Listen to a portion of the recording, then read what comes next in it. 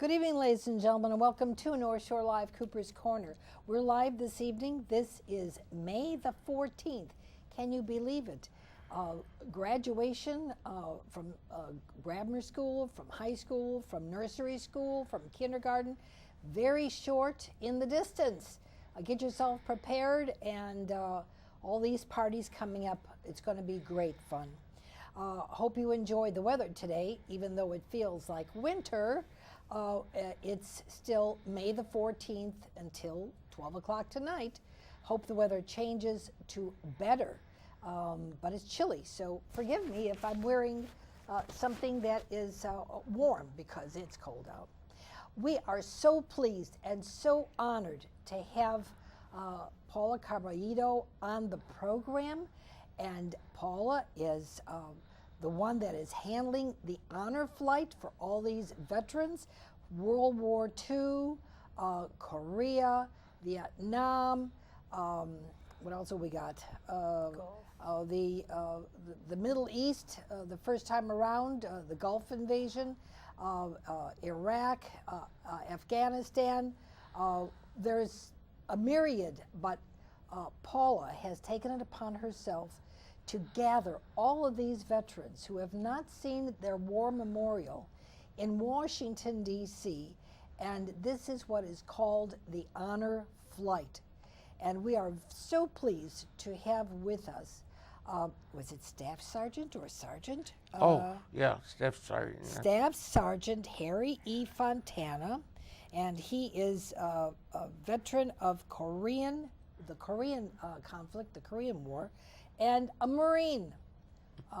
He is Mr. Clean the Marine. So we are happy to have him here in the studio. Paula is going to talk about the event that's happening in Waukegan. It's a one-night only situation, a special event for the honor flight picture, a movie. And you don't want to hear me talk. I'm going to leave it to my guests because it's my honor to have their honor to be known to the public. So, Harry, may I shake your hand again? Thank you. Thank you. Thank you so much. Well. And Paula, I could shake your hand too. That's all right. That's all right. That's all right. I'm not going to say. Good for you. Yes. And Good for listen, you. I want everyone to know that these are two past residents of Highland Park. And one by birth, that's Paula. Paula was born here in Highland Park. Harry, were you born in Highland Park? I was born in and Highland Park. Harry was born in Highland Park. So we have really honored Highland Park by having you two wonderful guests on the program. And thank you for coming back to Highland Park and honoring us and on the cable program. Everybody's seeing this. What should we talk about first? Because I want Harry to be able to talk about his adventure and how he enlisted and what happened, and we're very anxious to hear. We all want to hold our hands in praise and admiration to those who have served and gone overseas and by God's grace came back to tell the tale. That's what we need to know. The younger generation, Harry, has no idea what's transpired. They just they're just too much into the computers and cell phones, and Yes. they don't know about history, Right. our history.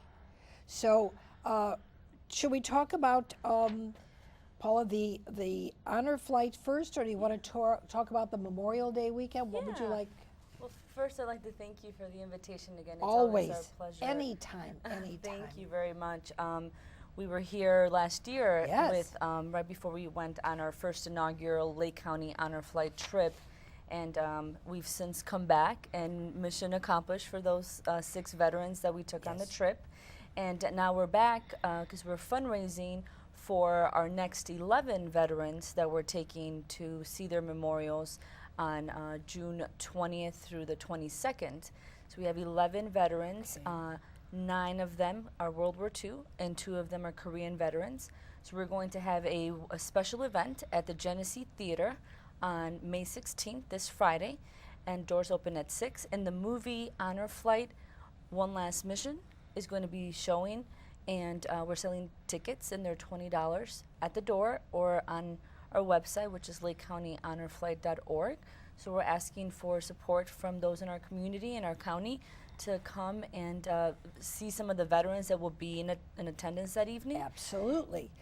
Maybe you'll do us the honor if you read their names. Now, the ones that were September of last year, that's where Staff Sergeant Harry Fontana was, and he's one of the 6, so you want to read their names first? Yes. Last year we were able to take Mr. Edgar Douglas, who's a World War II veteran in the Navy, Mr. Theodore Hudson, who was in the Korean War and served with Mr. Fontana and is also a Marine.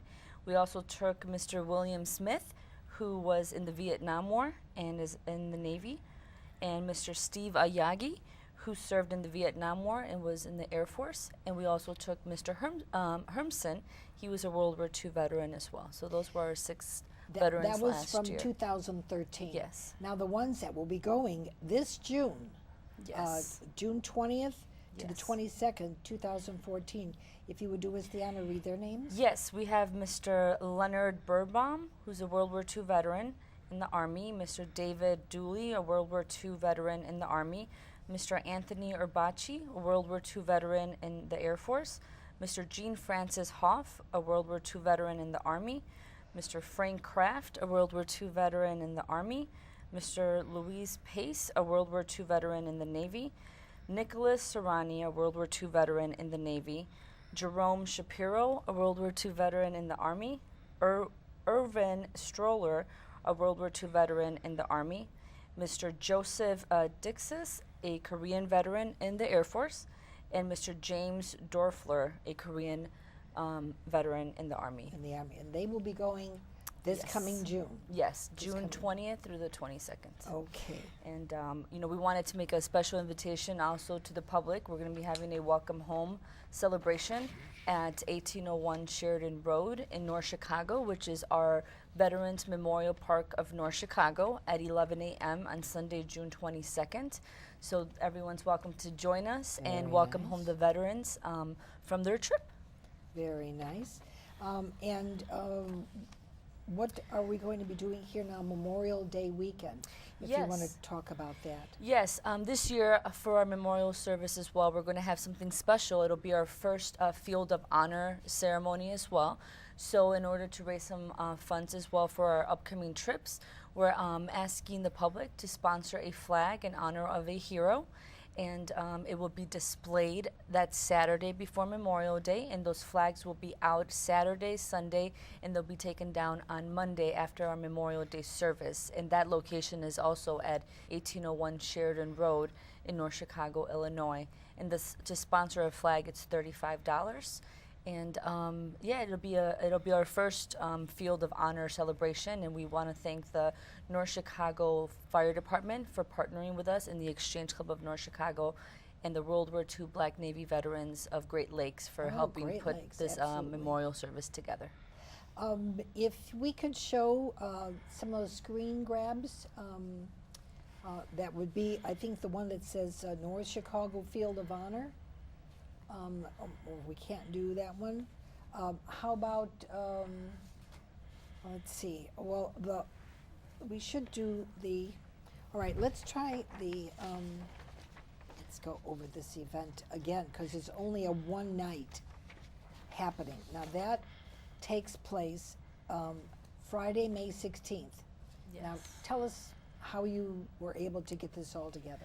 We have a great team of board members and volunteers at Lake County Honor Flight, and we have several people that came together and reached out to Genesee Theater, and they agreed to partner to allow us to show this movie at no cost so that the proceeds can all go to the veterans trip. Wow.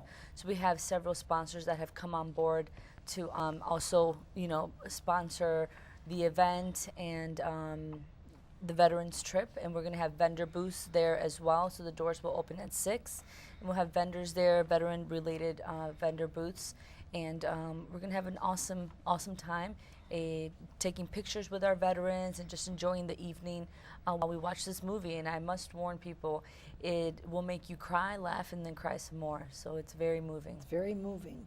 Now, who do we get in touch with? How would they do this again? They can go to LakeCountyHonorFlight.org, purchase tickets through Thursday evening, and then there is tickets available at the door. At the door. Same price, it's $20. Okay. And we have many tickets still available. The space holds over 2,100. So far we have, I think, about 350 that have committed to coming. So Okay, well, definitely you can come on that day and purchase your ticket at the door. we still have a little time yet, so Yes. they can purchase tickets. Yes. Or come right there. There's Yes. ample parking, so they don't Yes. have to worry about the parking. Yes. And all those I know who have served in the military and have come back as veterans, really, this will give them a opportunity to share, even though they may not have made the audio or video, they will have been able to say, I've been there, I know what it's all about. Yes. So Harry, we come to you, Staff Sergeant. How'd you get to be a Staff Sergeant? Well, I don't really know. I was actually I was on Guam in 1948. That was 2 years before the Korean War, and I was a mechanic. When I got to Guam, the Navy turned all the mechanical work over to civilians, and I got to be a truck driver. And they froze my rate, of course, and everything else for a year. And I wasn't real happy about that. When the Korean War broke out, the 5th Marine Regiment was there. That was gone in, I think, 2 days. They were just, boom, the whole regiment was just, they went right straight to Korea.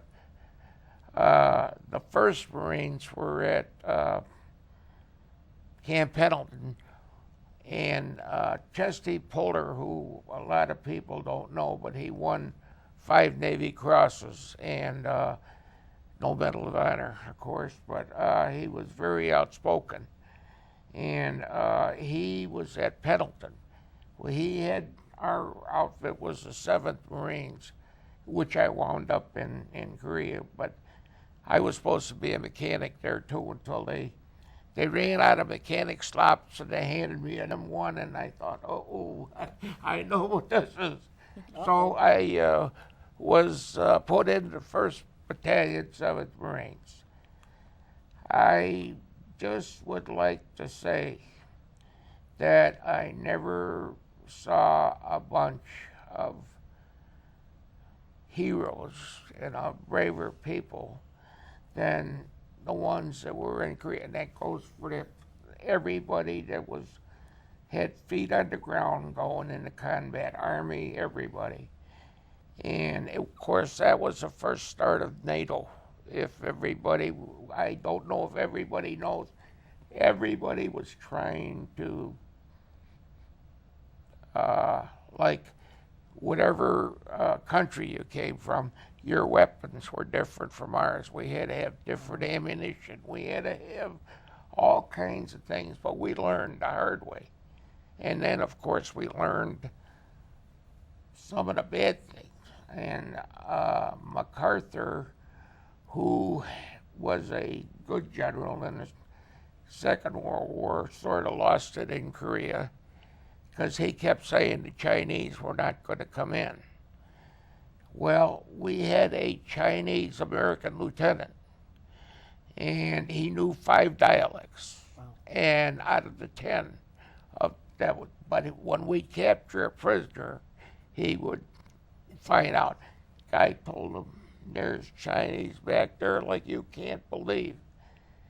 So we had a couple of people that did not like the Marines too well and were in the Army that were, This one 2-star was MacArthur was his mentor, and he was going to, go up. Kept saying, "There's no Chinese over there. There's no Chinese." I think we do, right? And by the way, we were outnumbered there 10-1, so they had 128,000 Chinese that came in November the 30th, 1950. They were all hiding underneath the snow and everything else. They didn't make any tracks. This guy flew over with a Piper Cub, and he said, "Those Marines are crazy. There's no Chinese around here at all." And then they came out, and when they did, well, we have a 1-star general that has to, go underneath the 2-star. And the guy kept telling him, go up there by the yellow. My flank's open. I can't leave it. I got a waiter. This guy said, "Never mind, get up." He was going to get him for dereliction of duty and everything else. Well, this old 1-star general said, "Okay, you want me to get up there? I'll go." He didn't say how fast. That was fine. So made it up to where we were supposed to go, and that was the Chosin, and that's where they started from. And there was an Army battalion on the other side that got mauled. That was terrible. They got hit first. We got hit at the same time, and the war itself was just a unplanned, unprepared for, still in warm weather clothes when it started freezing. And November, let's see, the last flight out was December the 7th of 1950. Mr. Hudson was on that flight, and he finally made it out and everything else. And my best friend and mentor is laying up at right by General Mitchell Field there in the Polish cemetery, and I didn't even know that he came back. Anyway,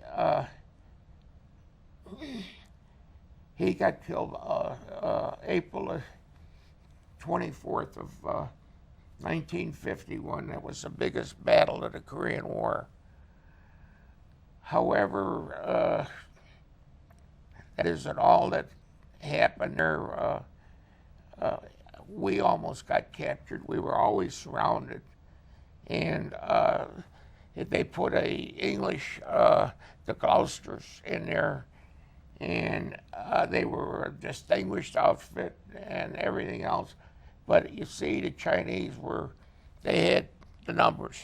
You didn't have enough bullets or enough gun to shoot them.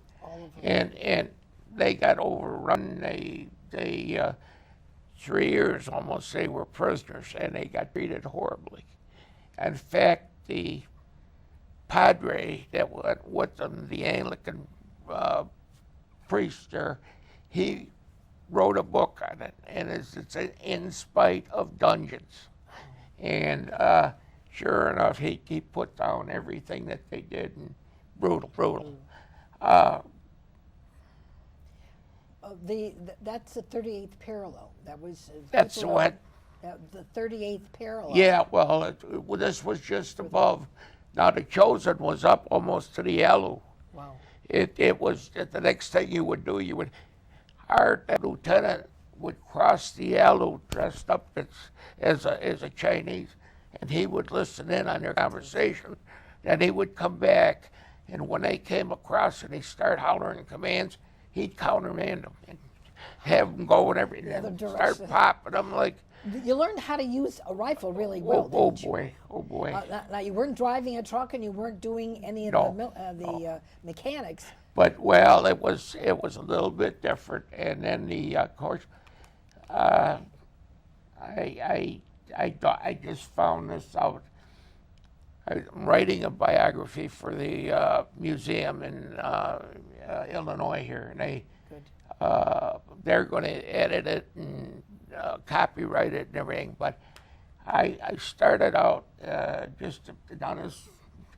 I probably shouldn't say it, but anyway, I just found this out about 4 months ago.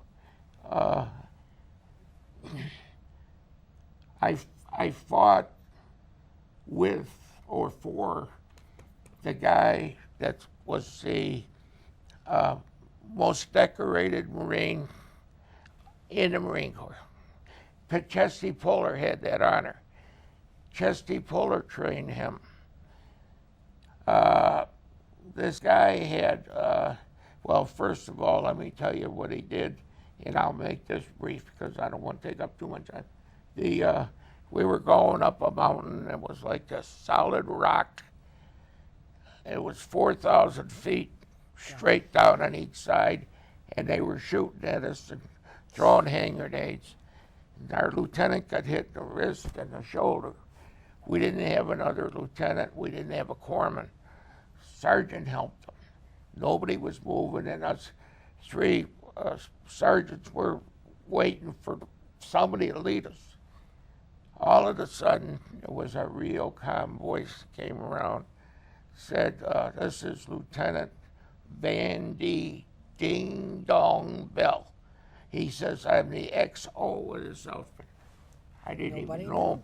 I know who the heck is Ding Dong. And then, oh, what did I do? What did I do to deserve this? Anyway, he said, follow me. All right, so he starts going, and he got up about 30 feet. They got him. So they brought him back down. About a half hour later, here he comes again. Follow me, same thing, right? Grenade got him again. He goes down. Next time he come back, he said, give me a white phosphorus grenade, pull the pin. Another guy, give me a white phosphorus grenade, pull the pin. If he'd have got hit, we'd have all got incinerated. Well, he made it. He got him, and that was it. Wow. Our captain said, nobody gets medals. We're just doing our duty. So I didn't even know where the guy was or who he, never met him. He turned out to be the CO of the next outfit of A Company. I was in B Company.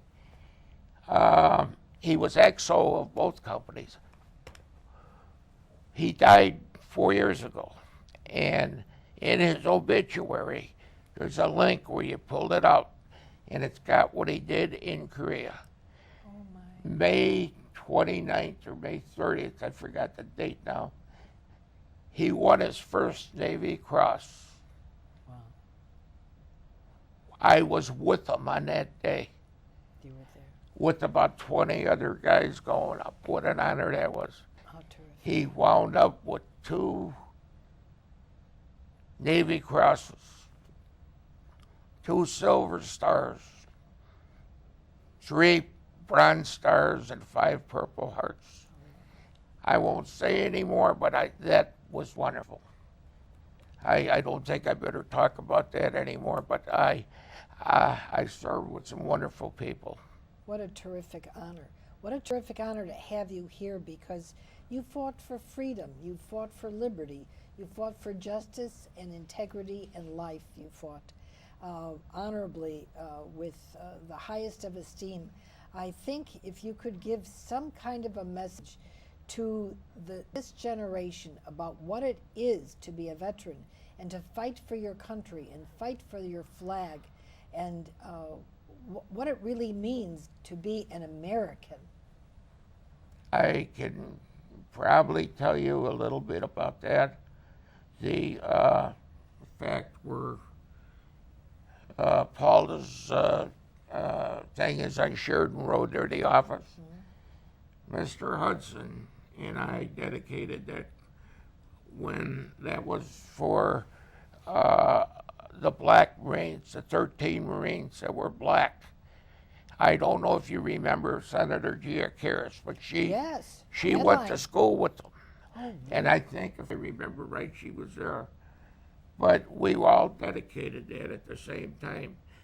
Mr. Hudson was chairman of that, and Senator Kirk came up and all the rest. I don't know if you remember that or not. Yes, the Golden 13. Yeah, and the Golden 13 happened to be a bunch of black veterans that were sort of, pushed aside and everything else. They couldn't go in the white quarters and all the rest of that.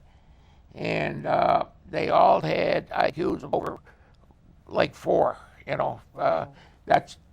were no dummies in that group, and they all turned out to be very, very good. And that's what was dedicated. Now here we go with World War II. And World War II, of course, everybody knows what World War II was. With the veterans that went, with the people that stayed back here that were civilians, or 4Fs or whatever.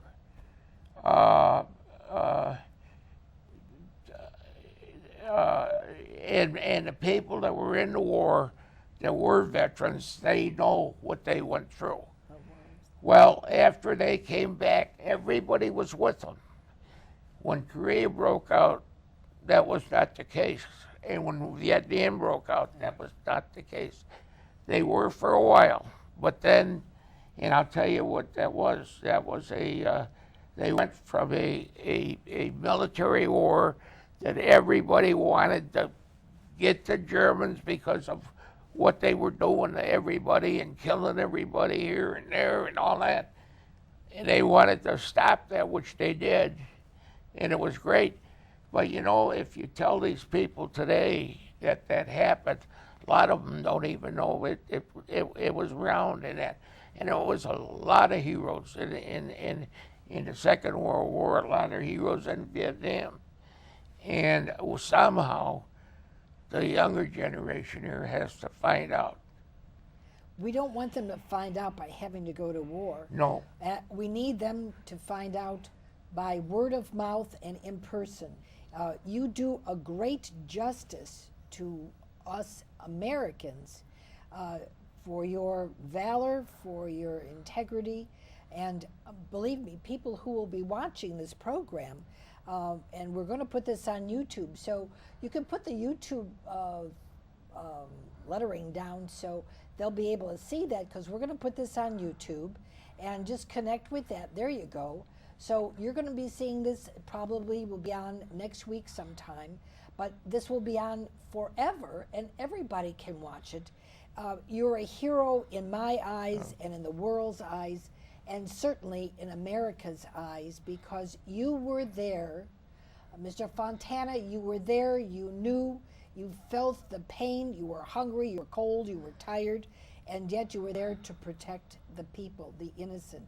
I think the schools owe you homage to have you come in and give a lesson in civics. They don't call it that anymore, but this is what it means. This is what it means to be a veteran. This is what it means to be an American, for you to be able to protect your flag. Your flag is your country, and I think the information that you gave out, this younger generation has no idea about the idea of not being able to have the change of weapons and bullets, because they would pick it up and Sure. use it against you. So there was no value to be able to do that. So, and those that gave the most and gave their all and gave their life, they are deeply, deeply honored. We honor them and we miss them. But for them, they gave what they felt was to be the ultimate. And we're a free country, and South Korea is a free country. Oh boy. Yeah. And look what they're going through in Yeah. North Korea. Yeah. I saw on the internet the global indication from the space communications, and it shows around the world where the lights are on. In North Korea, there's no lights on. Yep. People have no electricity. People Yep. have no lights. They are starving. They don't do anything for their people. They take from them but never give to them, and they're building constantly military might, but the people are starving. They're starving. They're starving. Yes. That's terrible. And the fact that the World War II veterans went in to free the concentration camps. I've seen many pictures. Yes. And the GI just broke down and cried. Absolutely. Could not tell. This is man's inhumanity to man. Yes. How they could torture Yeah. these innocent people that were not military. They're just citizens. Yeah. They were just citizens. And the children that they murdered and butchered and killed. Right. I mean, they're just citizens. Yet they wanted to overrun the country, not only there, but to take over everything. I think Hitler met his Waterloo in Russia. Oh, yeah. I think He did. He felt that he could conquer Yep. everything, Yep. but he didn't know about the Russian winters. Right. And that's what that's what did him in. Well, we had a little bit of that in Korea. It was 50 below zero. We were outside 24/7. You could not dig a foxhole. You're trying to kill them, they're trying to kill you. You're just trying to survive mainly. I have 90% cold injury thing in it. That's not even close to what happened. Mr. Hudson was up at Great Lakes for 6 months, no, 9 months, frozen hands, frozen feet. He still suffers with that today, that they have to still work on him. And that was a bad thing. And again, like you're saying, these people had to be stopped the same way. Oh, yeah. Now, the Korean War is not over, as you can see. And they never signed a peace treaty. That's why they don't want to sign a peace treaty. But They they never signed the Geneva Convention. They have no beliefs in Christian things. Anything that's Christian or that's why those clusters suffered so bad. The chaplain there, every time he tried to get them to go as a prayer meeting, or they were saying he was going to make them riot and break out of jail, and they couldn't. They didn't even have any food, you know. How terrible! How But with Paula, with her honor flight here, I think we better speak a little bit on that. And I just want to give you my. I was just fortunate that I got out here. I wasn't supposed to be there, but somebody had passed away, and there was an opening, and I managed to get it, which I was very fortunate. I had to work a lot of things. Anyway, there isn't enough words in a dictionary to describe what these people have done and the program that have put on. Outstanding. You just picked the words out. Unbelievable. Everything else that just fits right in. They took us.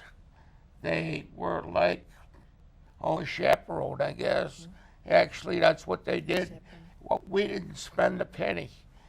They took care of all the meals. They took care of pushing us or doing whatever we had to do for 3 solid days. And I was amazed, and I'm so glad that I got a chance to go. That I can't thank you enough for you and Lenore and everybody else up there that worked, and the way you did it and how you did it, and you put it together. And I think the people, the veterans here in Lake County that know about it, that are trying to get on, if there's any way that you can do it, We're losing people left and right. Every So, day, every day. every day. And I think, and if you go in Chicago, it's one day. And that's a full day. They get down there early, they go, and they don't come back till real late. Everybody's totally exhausted. Sure. This is 3 days, which is a packed 3 days, like I said, but you want for nothing. I didn't spend a dime, and I had the most wonderful time that I could ask for. How nice. How nice. We need to mention the other veterans. Mr. Thomas Woodley, World War II Navy veteran. Mr. Ziegler, World War II Navy veteran. Lee Arthur Dunlap, World War II Navy veteran. And Leroy Colston, World War II Navy veteran. They're on here as well as the other veterans that were there. You bring such insight, but you know, the younger generation needs to know history, because if they don't know history, they have no idea what it is to give of themselves to Yes. fight for the flag of their country. Yes. And we don't want war. We don't want to send our young men and women to war. But when that happens, we want to say that they are our protectorates, they are our warriors, they are our heroes, and we give them credit and we applaud them unbelievably. Excuse me, Paula, do you want to? Yeah, I wanted to, add a couple of things. First, to say thank you. It definitely was not me alone. I mean, we had several people that worked. I work and serve alongside a tremendously talented group of young ladies that you had a chance to meet on the trip, and volunteers in the community to make that event a success. And also a big thanks to the National Honor Flight Network, because that's who who helps us make it possible for you guys. And I mean, it was an absolute honor to do that. And the guys that you just read their names of, we as the Exchange Club, we took an honor flight like trip, and that's what turned into applying to become our own hub. So when we took those guys, those were some of the guys that weren't able to go for health reasons and stuff, but we took 6 of those veterans from the World War II Black Navy Veterans of Great Lakes Foundation on the trip. And when we got back, Mr. Frank Wortham, who was our inspiration, just continued to push us to make this, not just a one trip that we did one time. Right. They said we should really push to do Continue. it, and it is structured a little differently, that we are a 3-day, 2-night trip versus a 1-day. So that's a little bit different from our other sister hubs that do a 1-day trip, but they're also taking a lot more veterans in 1 day. So we have a little bit more of flexibility to be able to take a smaller group of guys and make it a little bit more comfortable and pamper them a little bit more. And so that's what's a little unique for us. So I thank you guys for everything. I mean, we appreciate it, and we did it together. It was not me alone. It was all of us. It's our hub, and we're looking for more volunteers and people in our community to partner to continue to make it possible to take more of our Yes. veterans. That's wonderful. I think that, I don't know if I'm stepping the bounds here, but Culver's is giving 10% of their. Yes, this Culver's has done this for a couple years now. In terms of, they have something called Culver's Cares.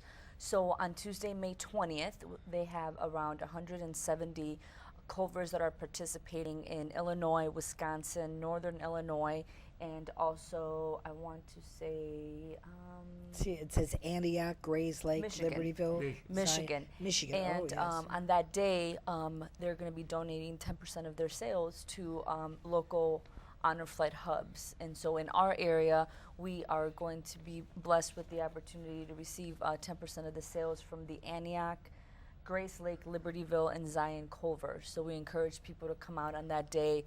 Obviously, thank our sponsor in Culver's and come out. And some of the locations will have some veterans there in the afternoon, so that people that are coming for the dinner portion can meet and talk to the guys. We'll have banners there, and people can take pictures, and we'll upload it to our Facebook, and make a whole great event out of it as well. Now, there's another restaurant in Gurnee. I'm not familiar. It's a steakhouse. Are you familiar with what it is? That's the I want country, no, not, I want to say. no, no. What boy. do they do? And what they do is they offer a special rate for veterans. Really? They offer a special rate for active and inactive. All you have to show is your, your ID, your military ID, and they get a special rate, Awesome. which is also in and of itself an honor, because they're appreciating.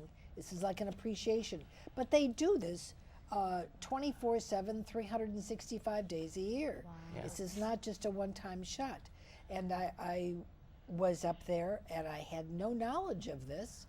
And then when I stopped in the restaurant to eat, they mainly have steaks and things of that nature, like barbecue and things.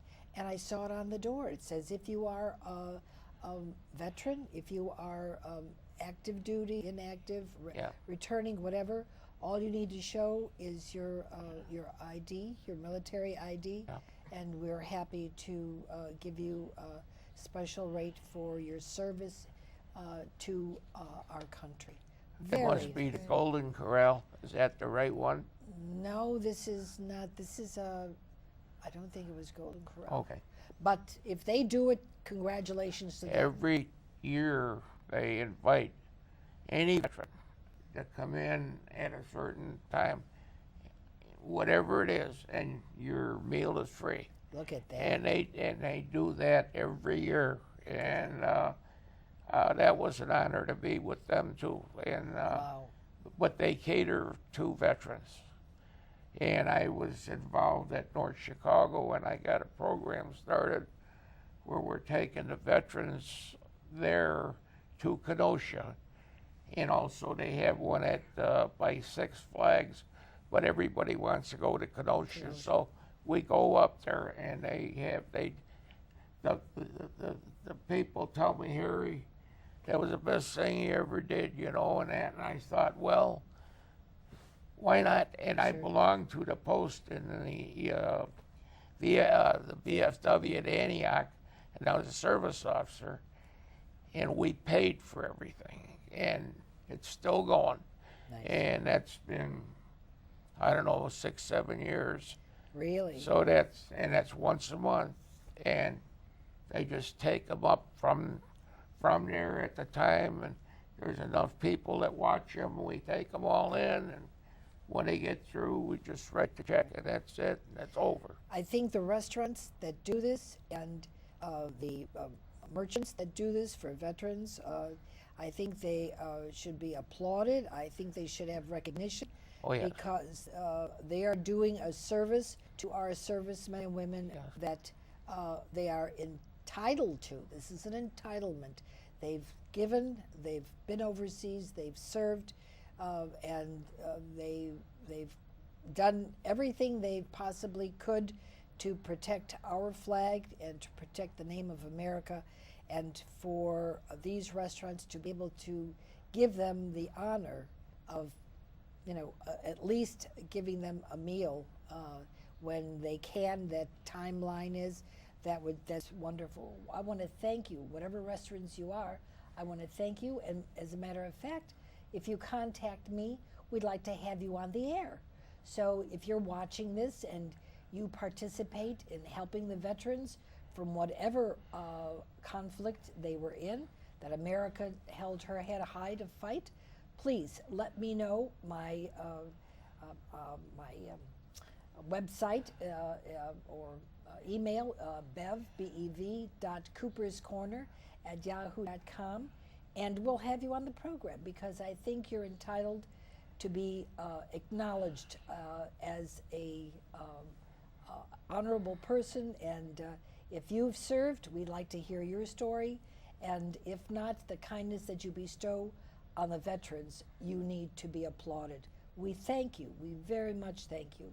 I'm the wife of a veteran. I have 2 sons that are veterans. So those 2 boys went overseas, one to Iraq, the other one to Alexandria, Egypt, and Guatemala to tour there, twice overseas. So I thank you very much. So I can tell you from a mother's standpoint where my heart is. Mr. Fontana, you have on your nameplate there, your little placard, it says Pack Rat. How did you get that name? Well, you'd have to probably ask my family. Now, Pack Rat is somebody that does not, well, we grew up in the Depression, and we were all pack rats at that time. We never had bikes, we never had this, we never had, well, we always managed. Everybody was happy, everything was going fine, and actually you didn't have a whole lot of, especially at Highland Park High School when we went. I didn't even have a bike to go to the high school, and a lot of these people had cars going in and out, and that I was happier than heck. I played golf here, and I caddied for Bobolink Golf Course here in Highland Park. Sure. I caddied for Bob Hope and Bing Crosby, believe it or not. I believe you. I believe you. Believe it or not, that was when I was 17, just before I went to the service, and they both signed a scorecard and everything else. And would you believe my kids got into it? That's gone. Oh. But the memories of that are just are Terrific. great. Terrific. Are great. And you learn a lot as a caddy. Absolutely. And I enjoyed the heck out of everything, and it. I just had to throw that in. That's wonderful. Well, that's because it's Highland Park. You have to do that. We all want to know what's going on. And look what Highland Park produced. 2 wonderful people, Paula and Mr. Fontana. We're so happy. I mean, we're happy you're here to talk about what you've gone through, and Paula, what you're doing to help these people. Wonderful. A great many thanks to you. What a lovely person you are, what a wonderful, kind heart you have, and that the people that you join with are also doing the same things. This is really remarkable because, you know, young people in the younger generation, as Paula is in, the young men and young women, they really don't have history, knowledge of the history. Yeah. But Paula has jumped over the line, and she now well, we should give her a medal or something. Yes. We should do something. Name your branch of the service. The Marines are pretty strong right here. We've got 2 Navy and 1 Army in our family, so I don't know. No, thank you. I mean, I appreciate it. I love it and I enjoy it. It's fun. You know, I started in North Chicago volunteering and met, you know, Mr. Frank Wortham, and the love for his stories and everything he shared.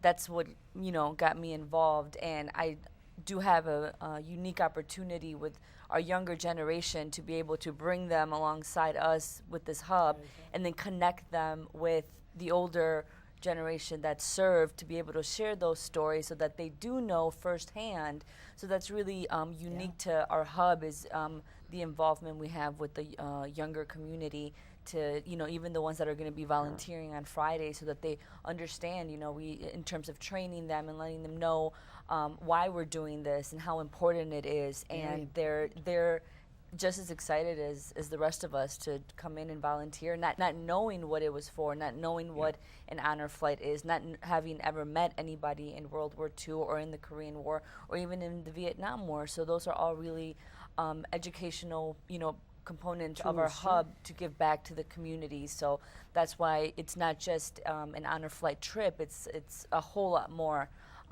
It's an education. It's an education, and in a fun, unique way, to be able to write thank you letters and posters and be a guardian on the flights, to have we call them buddies on the trip, for each one of our veterans. And those are all, unique and special pieces, and all, our younger generation is getting to participate in those. Have you met any of the guys that you served with on any of these honor flights, or have you met from before you went, that you gathered, you saw them, you met them there at the memorials? Well, two things. The memorial that was there was put on by my late colonel, who turned out to be a 4-star general that won the Medal of Honor and had the Navy Cross. That was Ray Davis. And he died about 5 years ago, but he was another one of these guys that he fought like heck till we got that thing up, and he did a very good job. And it's just amazing the people that you meet and what you do. I can't tell you things that happened to me that were just there were 50,000 veterans, so that had to be 100,000 plus people with the wives and the kids and all this. I'm walking in and I got one B7 hat on. Never knew what was happening. I'm just walking into the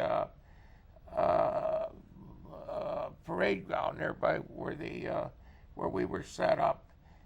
And this is when we dedicated the monument.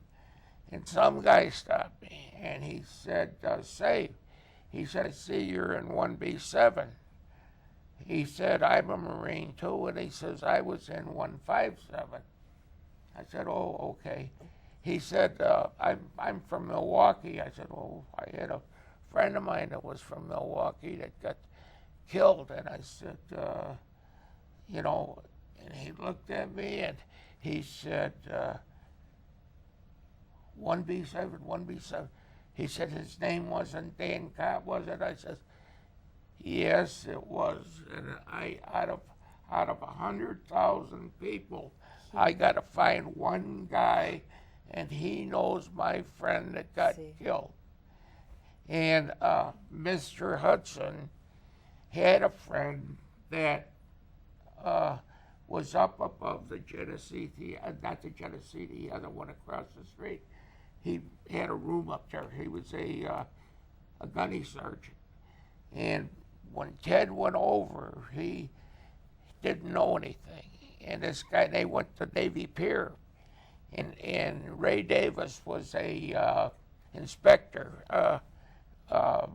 They called him, I forgot what the other word was. But anyway, he used to inspect them and all that. Well, this gunny sergeant took care of Ted. Ted was a radio man. And believe it or not, he got killed. Gunny Foster. So Ted was telling me about it, and he had to go home 2 days early. So he said, "If you see the general," he says, "tell him that I was here and I blah, blah, blah." I said, "Fine."